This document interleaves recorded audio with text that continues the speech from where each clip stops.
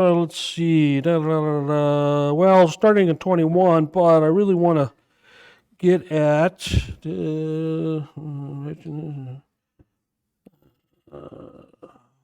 Really want to get at propitiation. We talked about that. 26. 26 really is where we'll kind of get going, I think. 26. So 26. I'll just change this.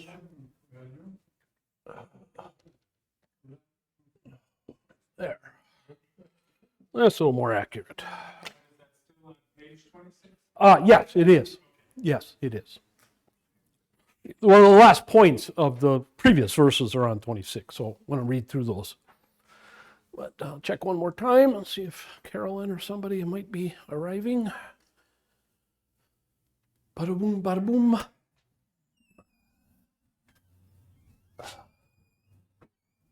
Oh, okay. We might as well get cracking. Might as well get cracking. Righty. So let's get going.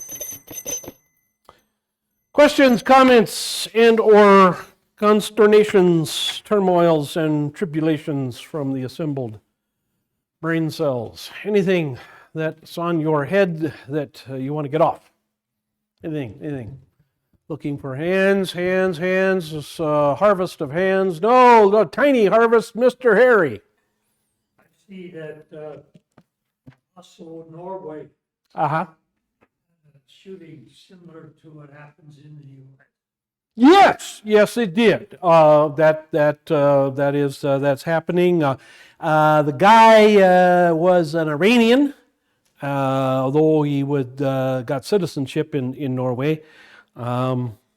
Which is kind of interesting, and there's a lot of those European countries, becoming a citizen is even harder than it is becoming a citizen of the United States. Some cases it's darn near impossible.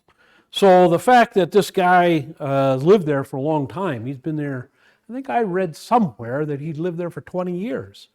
In any case, he's originally from Iran, and obviously as an Islamic person, a Muslim, did not take well to the entire transgender, bisexual, lesbian, gay, etc., lifestyle, and so decided to take him out. Strangely enough, he's not making any protestations or great claims or, Allah is great or anything like that. So I don't know what is. Maybe he's just a nutcase too. Could be that. He's just crazy. But, it's true. I think what happens sometimes in Australia, Canada, and the Scandinavian countries, which have very, very, very, very, very, and in England, very, very, very strict gun laws. Very strict. I mean, even make California, New York, and Chicago look pikers by comparison, really. In Australia, when they outlawed guns, that's what they actually did. They actually went and they confiscated them all. I mean, they went to your door and they said, "We have you registered for 5 guns. Here, bring them out." And if you said, "Well, I sold them or I gave them away," well, you would have to prove it. And they'd come in and search. So I mean, when Australia decided to go gun free, boy, Judge, this is what I told you that would probably happen around here one of these days. They'll just go for it, full. But as you have seen from time to time, as happened in New Zealand, which is the same, they have the same rules in New Zealand. You do have people, of course, that still find ways to get them. And still shoot up places. That happens in Europe. It happens in Australia. Once in a while, there was a case in Sydney about five years ago, maybe. A case in Sydney where a guy busted into a pharmacy and shot up a bunch of people. So it does happen, and this goes to show you that the fact of the matter is you can outlaw anything. You can outlaw actions of people. You can outlaw speech, you can't say certain things. You can outlaw all kinds of stuff. And human beings will find a way, usually, to be able to do them if they really want to do them. That's a law of human nature. I mean, it just is. So, but yeah, it always is kind of interesting to see how that's proven out from time to time, place to place. Yes, sir, Mr. Bruce. Yeah, Sweden had the same thing about 6 months ago. Yeah. Those terrorists took over that island that had Yeah. camp and Yeah. killed 33 kids. And the government actually had to launch an attack on the island. Yeah. Yeah. That was enough, because there's a movie out on it. Yeah. It's Yeah. really sad. Yeah. Yeah. So yeah, it does happen, and in Russia too. I mean, you've had a number of cases, and Russia's is even stricter than some of those other countries that we're talking about, and but it happens. It just does, and so I don't understand really why people here in this country. I do kind of understand, because nobody pays really much attention to anything happening elsewhere in the world. Even the most jaded, cynical, anti-American people really don't pay attention anyplace else either. I mean, they really don't, and they're ignorant of what goes on. So, but you would think that if they did pay any attention to what's going on anywhere in the world, they would understand that you can't outlaw this stuff. I mean, you could try, but it's not going to make a whole lot of difference in the long run. Yeah. Bow and arrows. Yeah, right. Yeah, the Palestinians have decided that it's too tough, it's too hard smuggling guns into Israel. There's a big wall between the Palestinian area and the Jewish area, but it's too hard when they work. Arabs or Palestinians that work in the Jewish area who go back and forth. It's too hard for them to smuggle guns, and so they carry knives, and last month, I guess it was, and maybe early this month, there were 3 or 4 different attacks by Palestinian terrorists on Jews in Israel, and killed quite a few people and sliced up quite a few folks. So again, you can pass all the laws in the world about certain things, and it's just you're not going to stop it. You're just not going to, and that of course does not sit well with a lot of folks, but it's a fact of life that they just simply refuse to understand. Anything else? All right, page 26. Let's finish that page off. Down at the bottom, we've got some comments there I want to talk about. Paul states that the righteousness God provides comes apart from the law.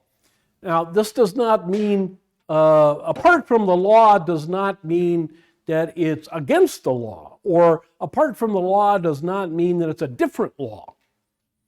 Okay? When Paul uses the phrase apart from the law, he's talking about to accomplish righteousness or holiness, or to obey the law or the obedience of the law, not by you being obedient. Okay, so that's what he means when he talks about apart from the law.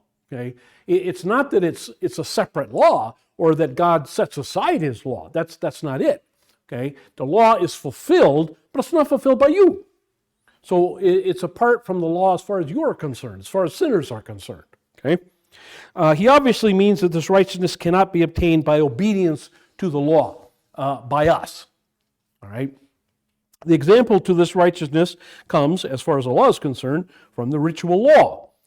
It is the righteousness that is produced by sacrifices of atonement. The people did not die. Rather, the various animals died in their place. Just as Jesus died in their place. And so the people who were disobedient brought an animal who was not disobedient. Understand? An animal can be neither obedient nor disobedient, okay? Because an animal doesn't have soul, doesn't have consciousness, a human consciousness. But the illustration is, here's this animal that is quote unquote innocent, all right, in the sense that it cannot disobey a law of God, right? It can disobey you, its owner. Like cats, you call a cat, it never comes, it just looks at you, pays no attention whatsoever. But the animal that is sacrificed in the Jewish system of ceremonial law is innocent morally, ethically, before God. Okay? And so that innocent creature who has blood, all right, things are sacrificed that have blood, or things that are sacrificed that grow. All right, you don't sacrifice. Notice that in the ceremonial law, you don't sacrifice rocks. Okay, you don't even really sacrifice gold or silver or jewels. Those things can be a tithe, but they're really not a sacrifice. God does not talk about sacrificing even precious wood, certain cedars or incense wood or so. Those things are offered to God many times, but they're not sacrifices. Sacrifices have to be either something growing, okay, something that grows, that you harvest, or it has to be something otherwise living with blood in it. All right? There were no sacrifices for cold-blooded creatures in the ceremonial law. You notice that? You don't sacrifice lizards. You don't sacrifice snakes. You don't sacrifice fish.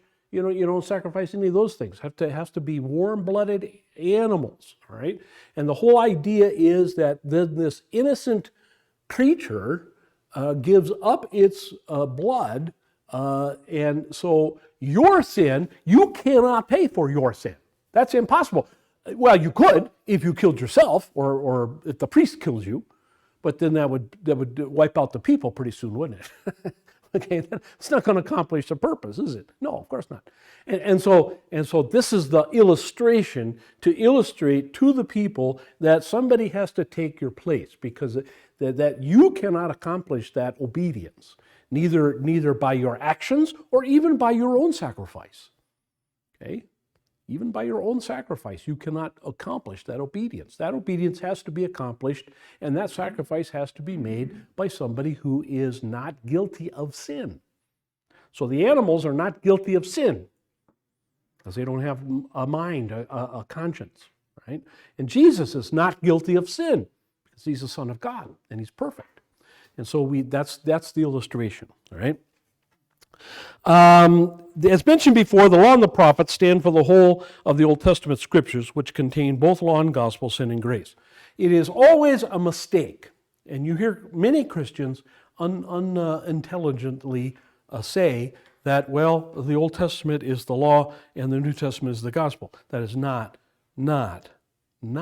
true. Repeat, not true. There's plenty of gospel in the Old Testament.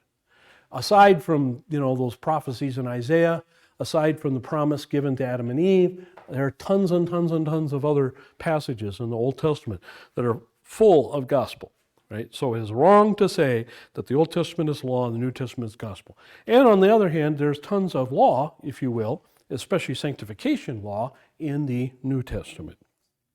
From the moment sin entered the world, God made his righteousness known to Adam and Eve by providing them with a covering for sin. In my selection of texts and themes and things for this coming church year that I'm working on right now,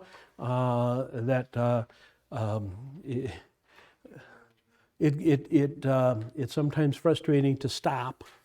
I had to stop this morning. I was really on a roll. I got all the way through Epiphany, and I was going to do Transfiguration, and then Bruce shows up. That's okay. No. That's okay. Well, this is the last class. This is why this is the last class.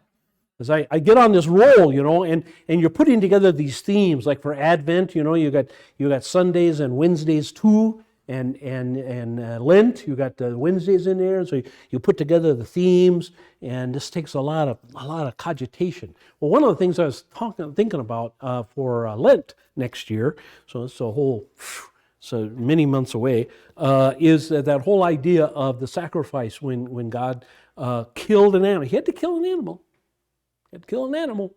Remember, Adam and Eve put leaves, covered themselves with leaves. All right, because they were ashamed of their genitals, so they covered themselves with leaves. And God had to kill an animal in order to cover them up better, more comfortable, I would imagine. And I'm sure he didn't put the bloody skins on Adam and Eve. I'm pretty sure about that. I'm pretty sure he instantly cured them or whatever you need to do to skins to make them wearable, all right? Anyway, and he could do that instantly, but had to kill the animal, take the skin, fix it up, whatever, and give it to them, all right? So there was some effort. I mean, not for God, obviously, but as far as from our perspective, there was some effort involved in that. So I'm going to talk about that a little bit in one of my sermons coming up next year. The fig leaves did not really, next page, the fig leaves did not really cover anything. I mean they did, but they're not going to last very long, and they're going to be pretty uncomfortable after a while. But the skin of the sacrificial animal God provided allowed the first human couple to continue life on earth. They wouldn't have been able to survive probably for an extended period of time without some better clothing. Now, this does not mean, and I don't know any Bible scholar that claims this. This does not mean that Adam and Eve were so ignorant and so stupid that they could not have made animal clothes for themselves. I'm sure they could. And as a matter of fact, I'm sure they did. And I'm sure that they also grew fibers, plant fibers, and made clothes out of those. I'm sure of that. Certainly in Adam's 930 some odd years, he learned to do those things if he didn't know them already. Something that they figured out. I'm sure that the world did not simply go around either in rabbit skins or whatever. I'm sure that there were regular clothes in a short order of time. So I'm not saying that Adam and Eve would have just fallen over dead right away, but it would have been difficult for them to exist without God helping them at first there. It would have taken them some time humanly to cure the animal skins or to grow the crops and harvest the fibers and so on and so forth. As revelation of grace grew, so did the concept of atonement. It was to be understood that the rituals of the law were symbolic of a greater reality, which remained hidden from view throughout the whole New Testament period, but which provided the hope that kept man alive. So they knew the hope they had. It was the hope of the Messiah. The Jews understood that. What they lost, or what maybe I don't think they ever really, I don't know if they ever really got, especially after the time of Abraham, Isaac, and Jacob, I don't know that they really comprehended the depth of the ceremonial law and the way in which that shadows and or prefigures the messiahship of Christ. I'm not sure that they really got that. They understood the idea of replacement, right? That the Messiah was to be a replacement. The Messiah was to be a sacrifice. That I think they understood. They understood the Messiah was going to take away their sin, just as the sacrifices take away their sin or cover their sin. I'm not sure that they really comprehended, even after some of the really, really clear prophecies of the Old Testament, that they really understood the extent to which what that meant for the life and ministry of that Messiah when that Messiah shows up. Because it seems the scribes and Pharisees, and many of the other Jews too, were much taken aback by Jesus' poverty, by Jesus' humility, by Jesus' so-called weaknesses like sleep and hunger and so on and so forth. His miracles, while they impressed them, did not seem to make the issue to them that this is God in the flesh. Somehow or other they had a problem with that. I've been catching from time to time on YouTube and Facebook some of these messianic sites, and I'm interested, frankly, fascinated by this one comment that I keep getting over and over and over again from many different groups that are meeting or putting out podcasts or webcasts or Facebook posts or whatever, and these are longtime, very observant Jews in their past life, Jews that have grown up in Judaism. And whatever. And the comment that I get from them, that I hear from them a lot, is, why didn't anybody ever tell us? In other words, why didn't our Jewish leaders, our Jewish rabbis, and the people who study the Talmud and the Mishnah and the very strict observant, the Orthodox and the Hasidim, how come they never told us? One guy even said to me, he said, I never heard Isaiah 52 and 53 in my life. Never. And he was past middle age. I would say he was in his 50s, in his 60s. And he said, I go to synagogue all the time. I study with the rabbis, when my time off sometimes I go. And never have I ever heard in my whole life, I've never heard anybody read Isaiah 52 and 53. And because when I first read it, when a believing Jew, a Messianic Jew, read it to me or pointed it out to me, and I read it for myself, I was astounded. And I said, this guy's Jesus. And he says, I don't even know that much about Jesus. I just know a little bit, you get a little bit from Christmas and Easter and, that kind of thing. As a Jew in a Gentile world, you can't avoid it. You get a little bit of understanding, a little bit of knowledge of Jesus, and Lent goes on, and you're not paying too much attention, but you got Roman friends, Catholic friends or whatever. They talk about Lent, or Lutheran friends, or talk about Lent or whatever, and you absorb some of this idea of passion, the passion of Christ, the suffering of Christ, and then you read Isaiah 52 and 53, and you go, my goodness, this is the guy. This is him. How come nobody ever told us? And I think it's fascinating to me, especially after the destruction of the temple in Jerusalem in 70 AD. As I study more and more the history of the Jews after the destruction of Jerusalem, the leadership was very fanatical about preventing and keeping the rank and file folks from connecting the Messiah with Jesus of Nazareth. They were very bent on that, very much so.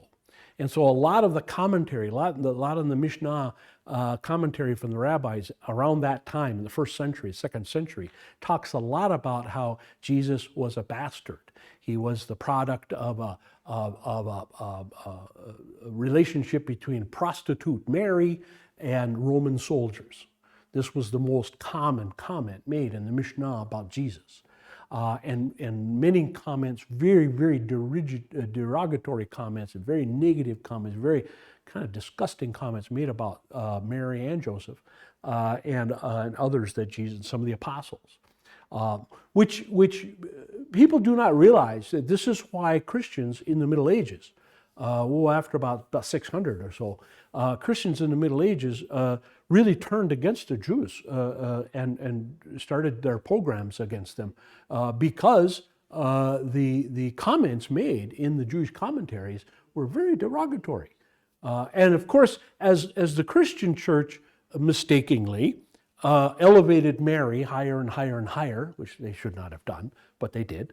Anyway, as the Christian church elevated Mary higher and higher and higher, and they investigated what the Jews wrote about Mary, they got madder and madder and madder.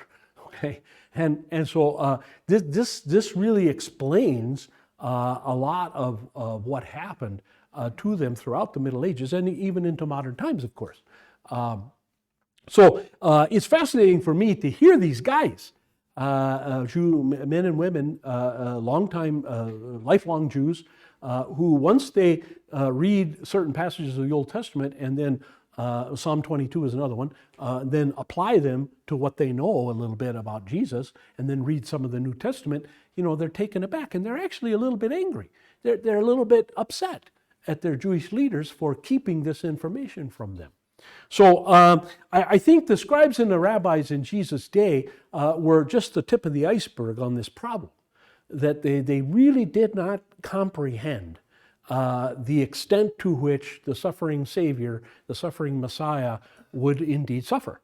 I don't think that ever registered with them, even back in the Old Testament time. I think that after especially the kingship of David and Solomon, that because they knew that the Messiah was going to be a son of David, they just kind of assumed. They just kind of assumed that, well, if he's going to be the descendant of David, he's going to be like David, very, very glorious, very successful, very victorious, very, very, heroic kind of thing, very, very, winning lots of battles, and elevating Israel to world power and all that kind of stuff. I think they just assumed that because he was going to be a son of David, he would be like David. And of course, he was like David in many ways, Jesus, but not in that way of all the glory and military victories and all that. How did they explain the miracles? They didn't. Jews, you have to understand, Jews do not have the same conclusion about miracles that the Gentiles did. The Gentiles, and this is true across the board of religions at that time and prior to Jesus, if you did a miracle or something that would be called a miracle in the Gentile religion, in the pagan religion of the Gentiles, that did not necessarily mean you were God. And even if it did mean you were God or part God, it did not necessarily mean you were perfect or some kind of atoning, redeeming sacrifice or whatever. In the Greek and Roman religions and other religions, the Persian religions and Egyptian religions, you could have people do amazing things. This is why when Moses did the miracles he did, the Egyptians were mostly unfazed, especially at the first ones. The Egyptians said, yeah, we can do that. Psst, no big deal. We can turn sticks into snakes, and we can turn water into blood, and we can do that kind of. That's nothing. And the same with other world religions. So to do a miracle did not mean you were God. All right. In the Jewish mind, it was the same way. In other words, God could give regular humans the ability to do great things. And here again, they would look upon it. They would say, well, okay, Jesus is as good as Moses, let's say. Right? Moses did miracles. Jesus did miracles. Whoop-de-doo. Moses was not perfect. They knew that. And here Jesus is saying, go ahead and work on the Sabbath, which Moses said is a terrible thing to do, see? And so they're looking at these two, and they say, well, Elijah did miracles, Elisha did miracles, various other prophets did miracles, okay? No big deal. And on top of it, then you have Jesus saying, well, you don't have to, let's say, stay home on Saturday, and so on and so forth.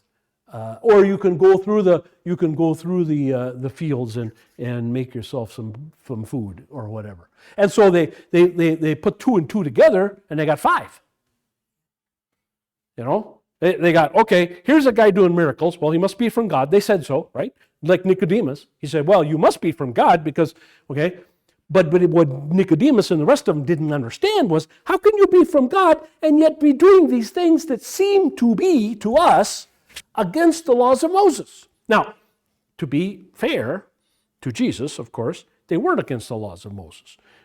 The Jews thought they were against the laws of Moses because after they came back from Babylon, they added, okay, remember what the law is supposed to do. Okay, here's the people, okay, and the law is supposed to be a hedge. to keep the people away from the world and the world away from the people. All right? It didn't work. Not because the law was bad or inefficient. It just didn't work because they didn't pay attention to it the way they should have. Right? So they got hauled off to Babylon because they kept worshiping idols and et cetera, et cetera, et cetera. Okay? So when they came back from Babylon, they decided,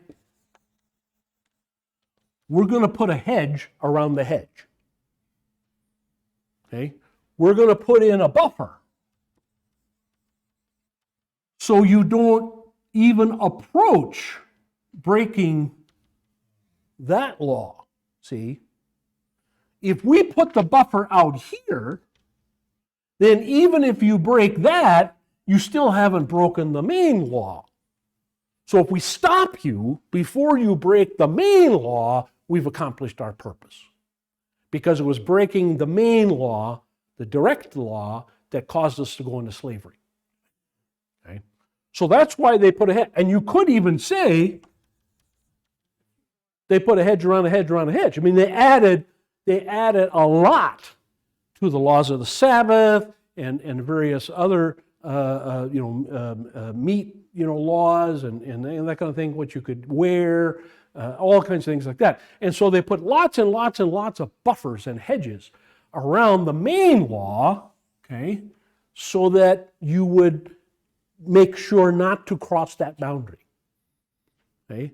And today you can see that, in the difference between, let's say, between the Reformed Jews and the Orthodox and the Hasidim, okay? You can see that as, some of them are out here, some of them are here, and some of them are here. In other words, the Reformed Jews, are kind of, okay, well, we'll keep Passover and we'll keep maybe Yom Kippur and we'll do a Sabbath every now and then. Good enough. Done. But, cheeseburgers are still okay. And, bacon, lettuce, and tomato, that's okay too. Then the Orthodox will say, no, you can't do that. And so they'll say, that's getting too close to breaking the main law. And so we keep away from that kind of stuff. And then the Hasidim will go even further than that, and they will have 2 sets of dishes for dairy and for meat, and 2 kitchens even, 2 refrigerators, 2, all this kind of stuff. See, that's the idea. And so to be fair, okay, people like Nicodemus, okay, had lived by this time 200 years. The Pharisees had been around for 200 years and been teaching for 200 years. Sadducees, same way. Okay, they've been around for a long time, and people who were Pharisees or were Sadducees had been corrupted by this whole concept. And so I'm not sure they even really realized what the main law was anymore. Okay? They kind of equated the whole thing. And so when Jesus healed somebody on the Sabbath, it's like Jesus said, hey, in your own law, in the law of Moses, it says if an animal falls into a pit, you can get it out on a Sabbath. Okay? Come on. If somebody scrapes their knee on a Sabbath, you can clean it up and put a bandage on it. Come on, people. What are you, stupid? Are you crazy? But they had gotten to a point where they were so legalistic, and they were so afraid of being seen as doing the same mistakes as the people before the Babylonian captivity that they just to their minds they could not conceive of somebody even getting that close to breaking the Sabbath. All right, making grain or grinding grain in the fields. Okay, can't do that. Doing the work of healing. Now, to you and I, when we hear those stories in the Gospels, when we hear Jesus say, take up your bed and walk, and the Jews, they're yelling at the guy, we laugh. We do. We sit there in the pew, we hear that in the Gospel reading, we go, "Pop, what a bunch of morons." Okay? But you don't understand. You don't understand. To them, that's getting close. Come on. Isn't that work? Well, yeah, from a human perspective, that's work. God expends energy. in healing somebody, right? And of course the guy, maybe if Jesus had said, okay, you're healed now, you can stand up in your spot and jump up and down a few times just to see if you're okay. Now get back down on your bed and stay there until the day is over. Then when the day is over, then you can go home, carry your bed home. Maybe if Jesus had done that, maybe the scribes and Pharisees had gone, okay, we'll go along. But again, Jesus needed to rip the scab off of their mistaken ideas in order, he was trying to get them to see that they could not save themselves. That's what he was trying to get them to see. And really when you stop and think about it, it was little things. I mean, talking to a Samaritan woman, that's a little thing. No big deal. No, wasn't going home with her, for goodness sakes. Wasn't even eating with her. Okay? The grain thing in the fields, or healing people on the Sabbath, or even telling a guy your sins are forgiven you. These are small things. These are tiny little things. You might say if Jesus really wanted to get them, he should have gone out, to Galilee, where the Gadarenes are, for example, raising those pigs, right? And he should have gone out to the Gadarenes and got himself a big old hog, the biggest hog he could find, sling it over his shoulder, go back down to Jerusalem, walk into the temple, slice the hog up, and make everybody ham sandwiches. But he didn't do that. What does the Bible say? The Bible talks about Jesus, talks about the Messiah, and he says, a bruised reed he will not break all the way. A smoldering wick he will not put out. Right? In other words, frankly, he had a lot of patience with these guys. He really did. I mean, if it had been you or I, we would have shot lightning bolts out of our finger right away. But Jesus had a lot of patience with them. And even when he calls them broods of vipers, sons of Satan and all that kind of stuff. Again, all he's doing, he's trying to get through their thick skulls that they cannot save themselves. That's all he's really trying to do. That's all he's really trying to do. Yes, sir. So I'm struck because I'm part of a messianic. Mm-hmm. Why are Christians going to the messianics? Because the reason why I went is because they study the Old Testament or the Talmud really deeply. Right. Right. Probably a long time. Yeah. But then we still read New Testament. Yeah. Yeah. Read the book of, Revelation. Uh-huh. But I talked to one of them afterwards outside this person's house. I said, why do we spend so much time when we're already saved through faith in Jesus, the sacrifice of Jesus for our sins? And they said that a lot of Christians going to messianics just can't accept that because it sounds too easy. What are your thoughts on that? Why do Christians go to... I think the appeal. What's the appeal? The appeal from Gentile believers, Right. okay, to gravitate towards a Jewish mindset and a more Jewish behavior, if you will, is because tradition and ritual are hedges, okay? They are boundaries, okay? They are boundaries. They are, let's even put it this way, they are limits in behavior. Well, okay. But you have to admit that in the main, the great majority of believers don't seem to have many limits, if at all. And as I said in my sermon on Sunday, we like to trumpet certain things. We like to say, well, we don't support abortion, or we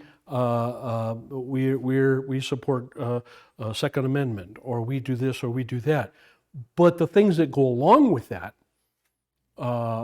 like caring for unwanted children, adopted children, or whatever, or caring for pregnant women, especially those who maybe come from the wrong side of the tracks, shall we say, and so on and so forth. As I worked in Wisconsin with prostitutes who became pregnant, okay, a lot of other Christians would not work with such people. Okay, a lot of other Christians would say, "Look, you got yourself into this, you get yourself out of it." Right? It's one thing to be, 15 years old or 16 years old and make a mistake with your boyfriend in the back seat of his car, as opposed to walking the streets of East Washington Street in Madison and getting pregnant that way. Okay. To a lot of people, there was a difference. And one, oh yeah, we'll help them. They just made a mistake. They had bad judgment. They're too young, blah, blah, blah. But these people over here who do this for a living and wind up getting pregnant, hey, you know what? What goes around comes around. You get what you deserve. And so with that in mind, a lot of Christians look at the tradition and the ritual, and frankly, the shall we say strict idea, or the legal, which is really legalism, and they're attracted to that. It's the same reason that most believers are attracted to decision theology Christianity, or Christianity where there's some certain things that you do to either be saved or prove you're saved. So the Baptists, for example, not drinking, not smoking, not dancing. Okay, most Christians, most believers in our world belong to churches or belong to groups that use a certain amount of legalism in the same way as this is used. In other words, to keep behavior in, okay, to regulate behavior in an outwardly way, all right, and to give people a sense of belonging and a sense that they are different. And so if you're a Methodist, for example, or even nowadays United Presbyterian or Church of Christ or something, and you see your church adopting very bisexual whatever rules, and having gay pastors and women pastors and all that kind of stuff, and then you get introduced to this, you see this as better. You see this as, oh, well, at least they're living the written word. And then, of course, the Old Testament has more words than the New Testament, okay? And so they're living that, and they're trying, even though they don't have to keep the ceremonial law, they are trying to again keep them further away from being worldly, further away from being materialistic. Yeah. But isn't that an affront against God? Yes, in a way, let's put it this way, it can be. It can be when this becomes true work righteousness, legalism, salvation by works. And it's easy to do. It's easy to slip from tradition and ritual. We do these things because we want to. We do these things because we're honoring the past, or we're honoring our ancestors, or we're honoring God's original word or his intention, or whatever. It's easy to slip from that, from we're doing this because we want to you need to do this because you have to. It's very, very, what the old saying about a slippery slope. It really is a slippery slope. It really is. Yeah, because some of them even have 2 stoves in their homes. Yeah. And every time Passover comes, they have to clean out their house. Yep. Yeah. It's like, You know, I tell these people, hey, you know, if you want to do that, do it. I'm fine. And as you're getting rid of all your yeast and as you're getting rid of all this, you know, you can be thinking about, you know, purifying your life. And, you know, when it comes to your Rosh Hashanah, you know, and Yom Kippur, if you want to, you know, turn over a new leaf like Gentiles do at New Year's a lot of times, okay, you know, make resolutions, say, I'm going to do this, fine. That's great. That's wonderful. Go ahead and do that. All right? Just A, don't think that that's going to save you or even make you better or a better person in God's eyes.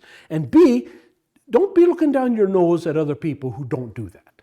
Well, because on Saturdays, we all have to bring a dish. Yeah. And I was going to Safeway and buying stuff, and they said, well, that's considered work.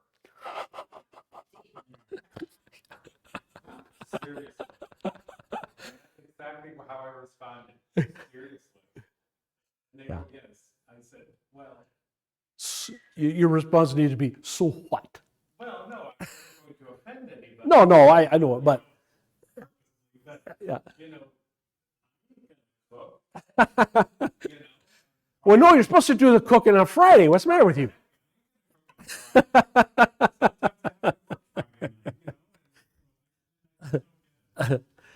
Dale? Through all of this, though, we do not even talk about, mention this part, the work that the little old devil is still Oh, sure. going around Yeah. and mixing up all this stuff. Yeah. And that's probably the biggest Yeah. reason Yeah. yet the Jews can't see. Yeah, they're blind. It's like Paul said, they're blinded.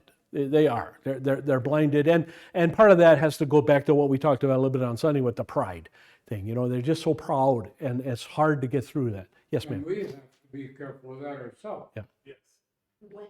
When was this hierarchy of Pharisees and Sadducees set up?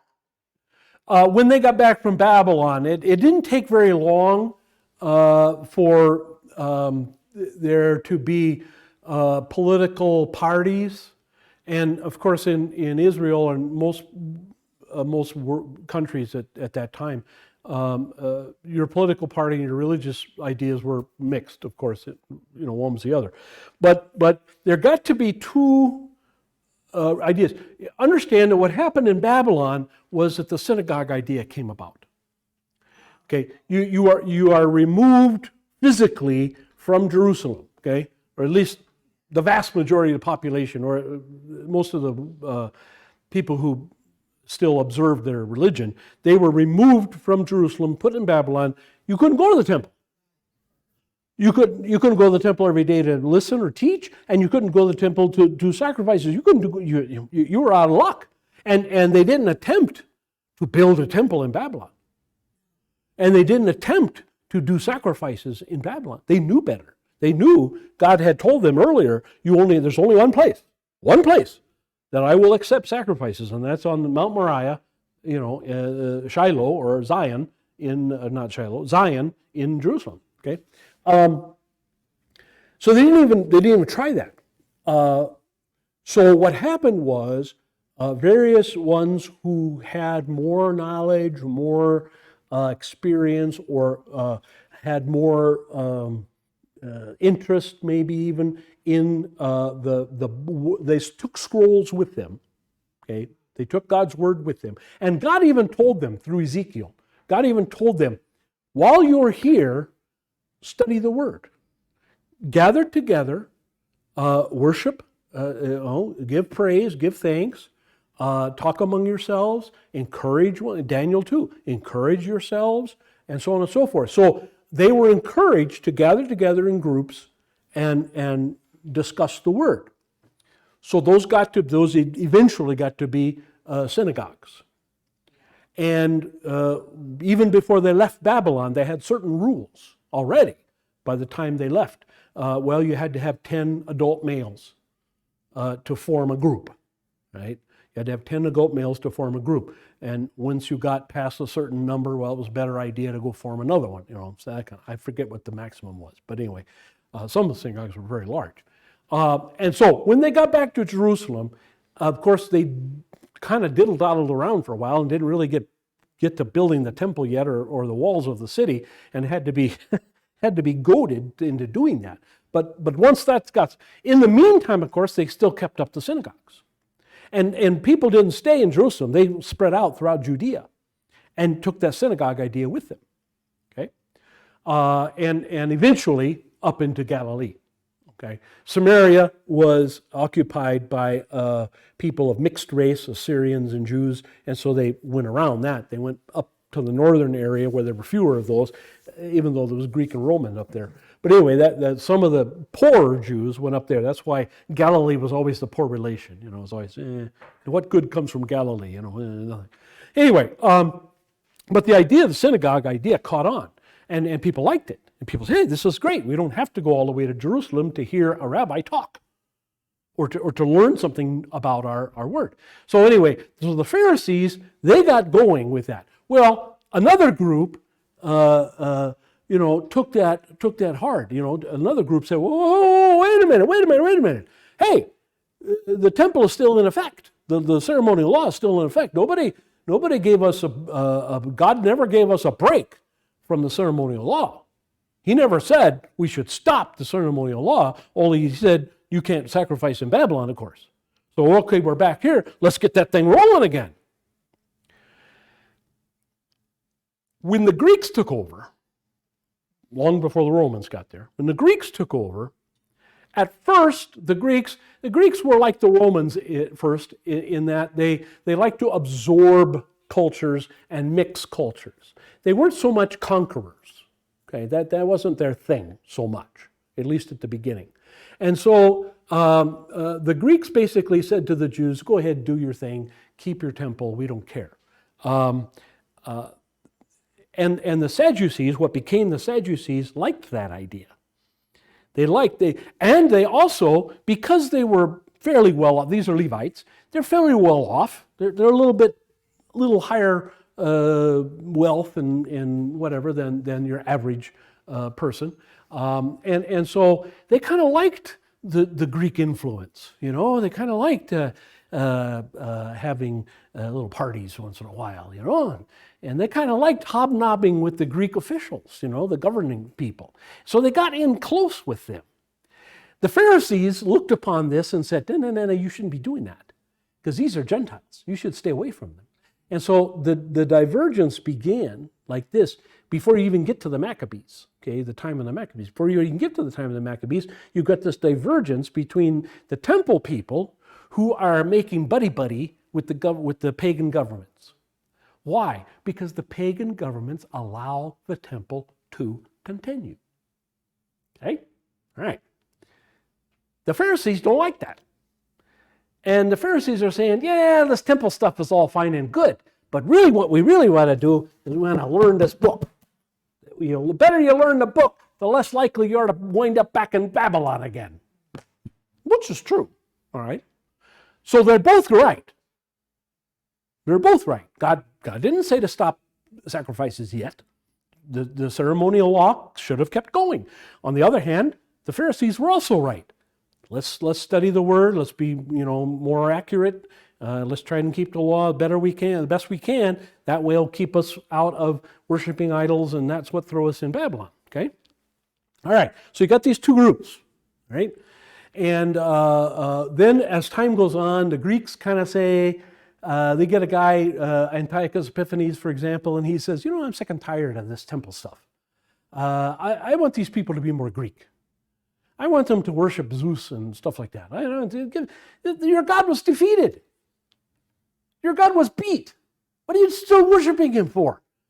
He was beat by the Babylons. He was beat by the Assyrians. He was beat by us. What are you doing? This is crazy. You should worship our God.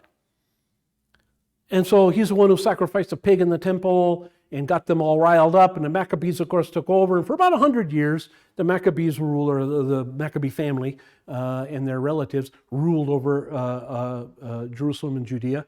And during that time, the Hasmoneans are called. And during that time, these two groups solidified. And they solidified their hatred for each other. And the Pharisees always looked upon the Sadducees as compromisers, as collaborators, as traitors, even though they run the most sacred place and most sacred ceremonies in the entire identity of Judaism. And yet the Pharisees looked upon them as a bunch of traitors, a bunch of no-goods. The Sadducees, for their part, looked upon the Pharisees as what they were, legalists, over-conservative, redneck hayseeds from outside of town who are trying to tell us how to live and trying to tell us we can't have a Greek friend or a Greek neighbor, or we can't eat at a Greek's house when he's throwing a party for his daughter's coming out or whatever, and so on and so forth. And we're not going to be told what to do, the Sadducees said. We're not going to be told by you guys how to live. Go peddle your papers somewhere. So the Sadducees think of as the liberals.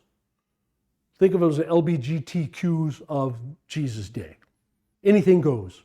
Live however you want. And for their part, all they accepted was the first 5 books of the Bible. They didn't accept anything else. They were just like the Samaritans in that regard. Okay? Now you would say, well, if they accept Leviticus and Numbers and Deuteronomy, wouldn't they be conservative? No, they weren't. Because they didn't accept a lot of the condemnation in the prophets. I mean, if you read Zephaniah, you read Malachi, you read Hosea, you read Joel, you read Amos, those guys are really beating up on the Jews. Okay? They didn't accept that. And so they just had the first 5 books of Moses. That's all they had, and that was fine with them. It was all the ceremonial law, of course. And so they were in charge of that. And they skimmed off the top, of course, lots. And they lived very, very wealthy lives. They were the Hollywood elites of their day. Okay? They were the media people. They were the Zuckerbergs and the Bill Gateses and all that kind of. That's who they were, right? Rich, powerful, influential, and tied together with the government. Okay? Tied together with Democratic governors, huh? Tied together with senators and congressmen with lots of bucks, okay, and the lobbyists. That was the Sadducees. Pharisees, on the other hand, were the Republican Party, okay, bunch of gun nuts, right? They were the hayseeds, they were the rednecks, they were the guys, hey, you better behave yourself, and boy, you better not do this wrong and that wrong and this, and we're going to outlaw abortion, and we're going to capital punishment everybody, and we're going to throw everybody out of the country, we're going to build a wall, okay? So that was it. So that's what you got, all right? By the time you get to Jesus, these two groups hate each other so much and fight each other so much that by the time you get to 70 AD, the argument between the two of them is what causes Jerusalem to fall. Yeah. That's exactly it. They could not get together as a united front against the Romans.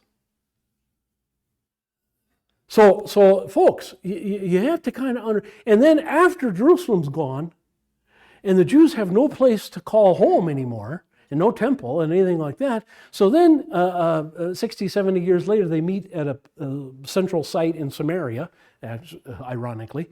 They meet in a central site in Samaria, and they kind of decide, okay, now what do we do? And the Sadducees kind of disappear. Kind of. The Sadducees kind of disappear because they got no temple. Got no temple. And so the Pharisees take over. And the Pharisees run Judaism from that day till this. I never heard the thing about why the Jews not believe in Jesus before. But that's why. But yeah. That's why. What? So their only education was being together in groups. Right, being together in groups and keeping that law, that ritual law, that hedge, keeping that tradition alive, keeping that ritual alive. It's like Tevye says in Fiddler on the Roof, tradition. Okay? Tradition tells us who we are, tells us what to do, tells us what we're going to do with our life, tells us what to do, when to get up in the morning, when to go to bed in the morning. Tradition tells us everything. Tells us how to dress, tells us what to eat, tells us everything. And that is a very euphoric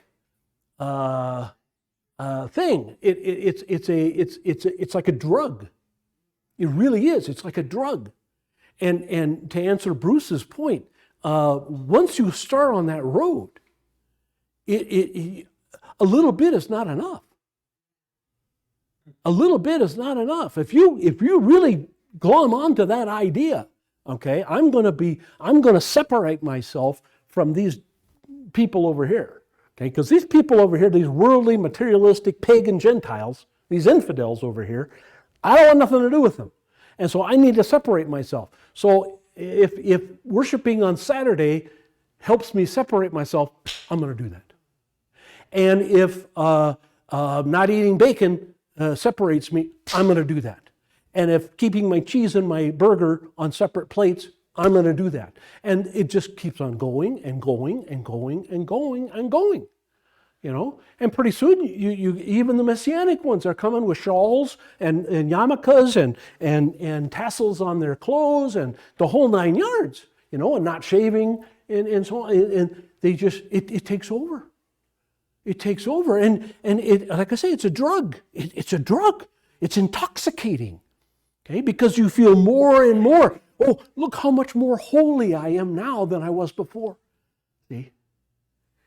I am so much more holy now. I'm so much more closer to those old people of God, you know.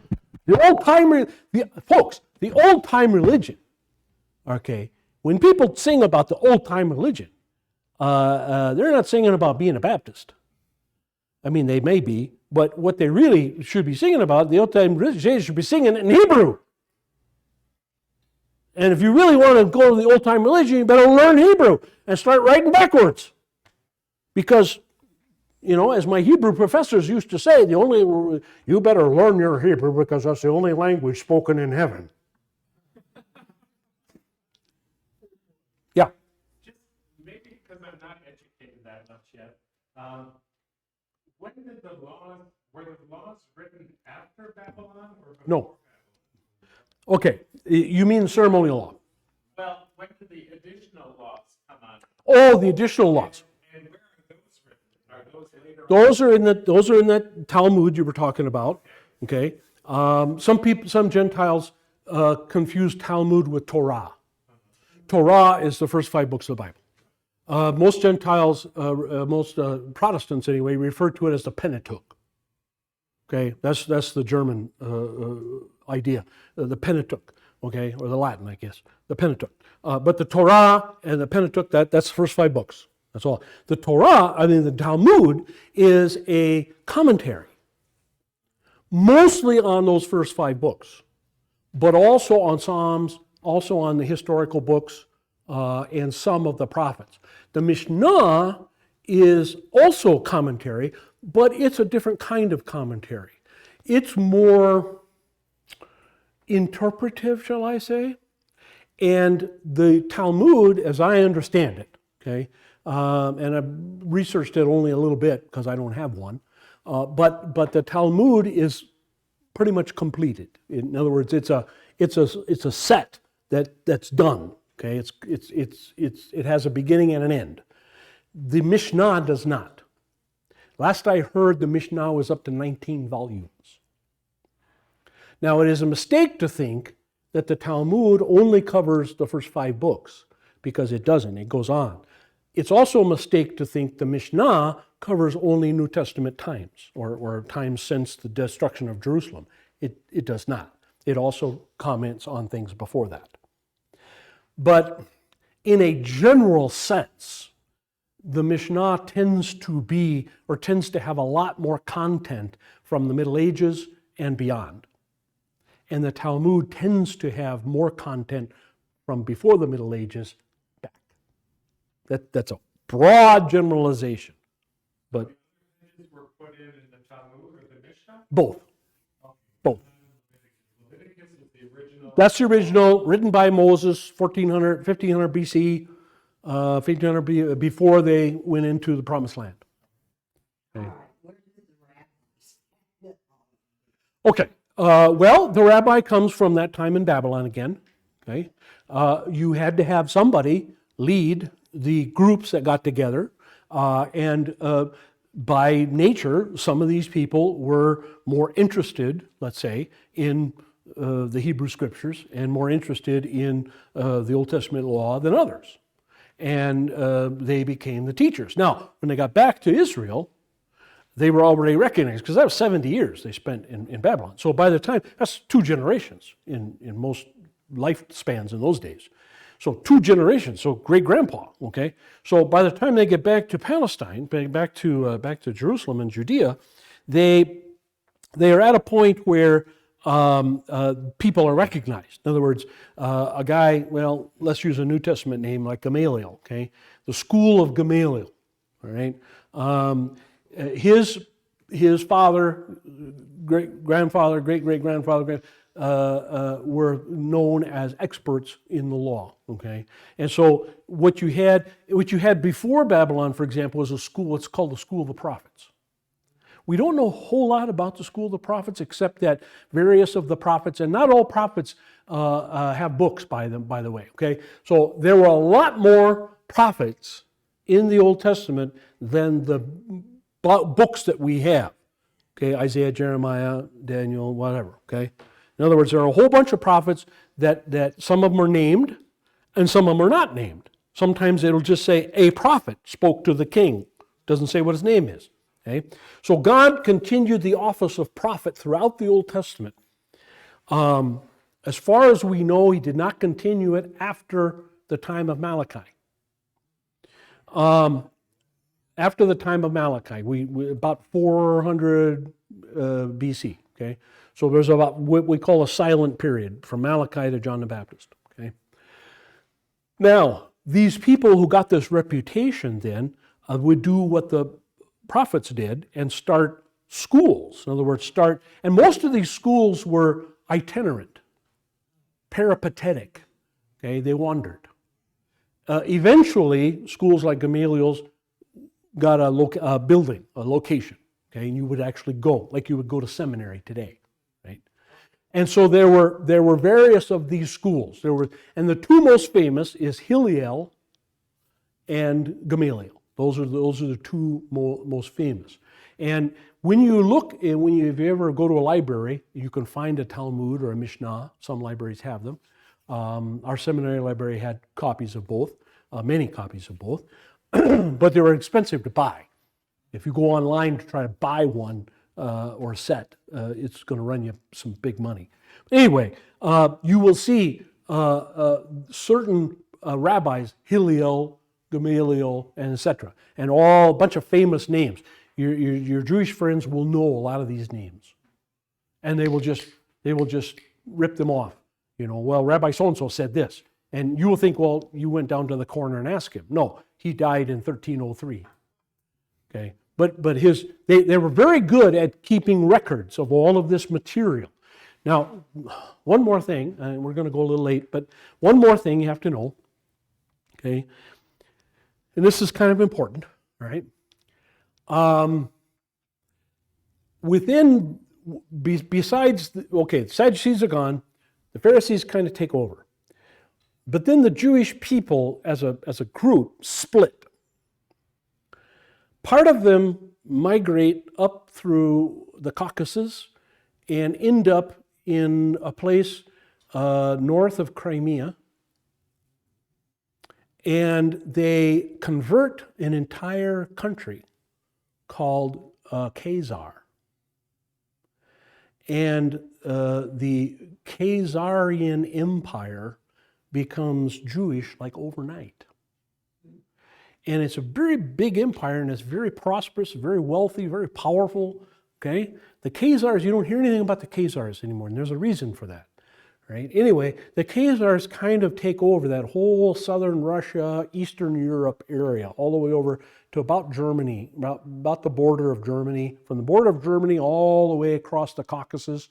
Okay, most of what is Ukraine today, most of what is Romania, Bulgaria, Czechoslovakia, Bavaria, that whole area is all run by the Khazar. The Khazar Empire is a very great empire that you will not find in your history books.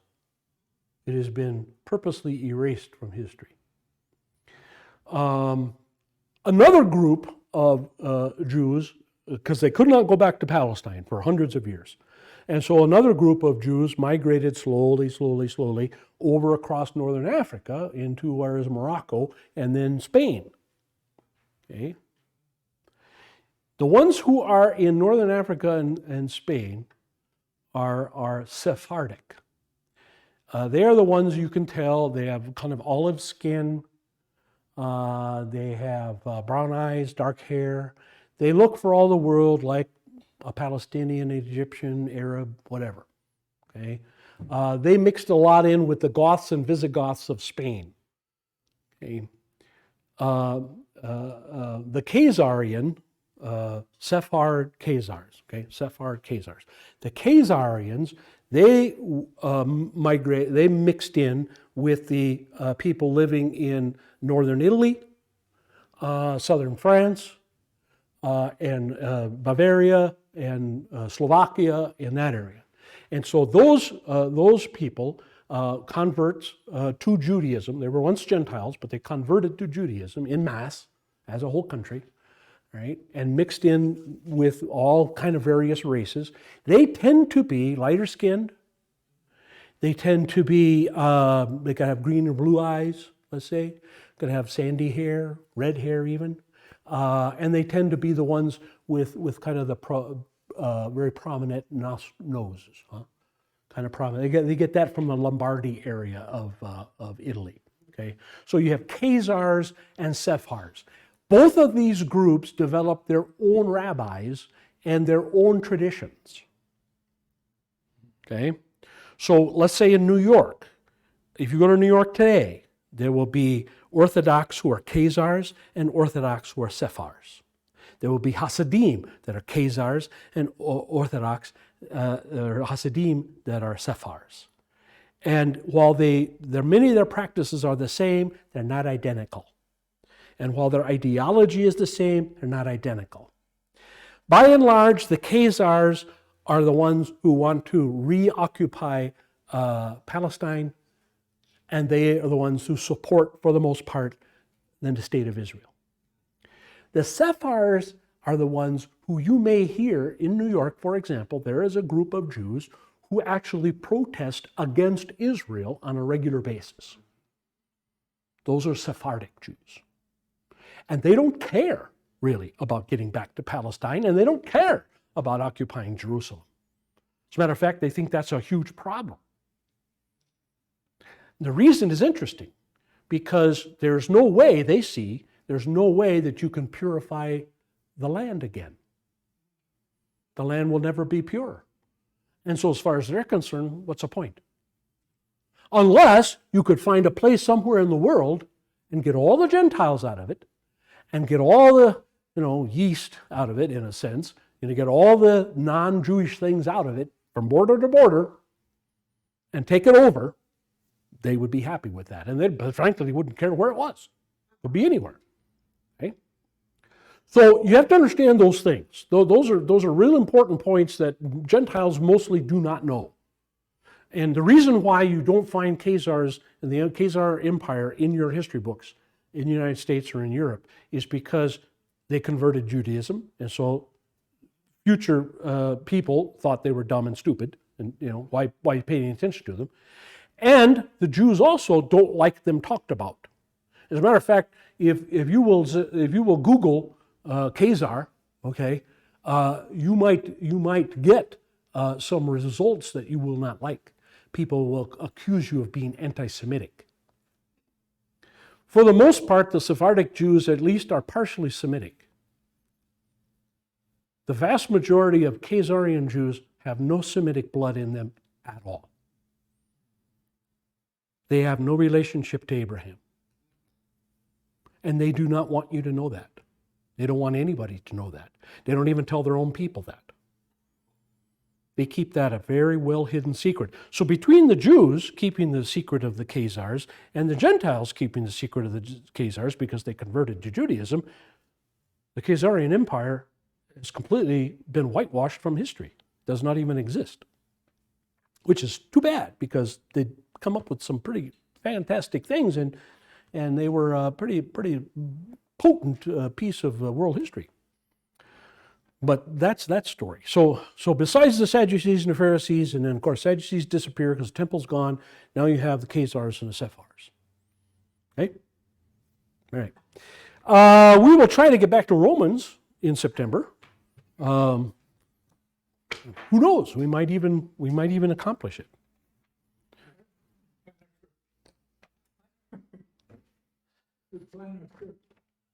No, I'm planning to go to work.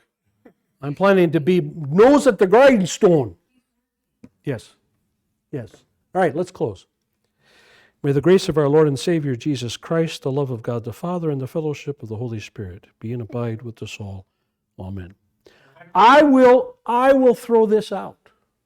If I get my work done early, I might consider starting back early, okay? But I have to get my work done. Yeah, I mean, I was.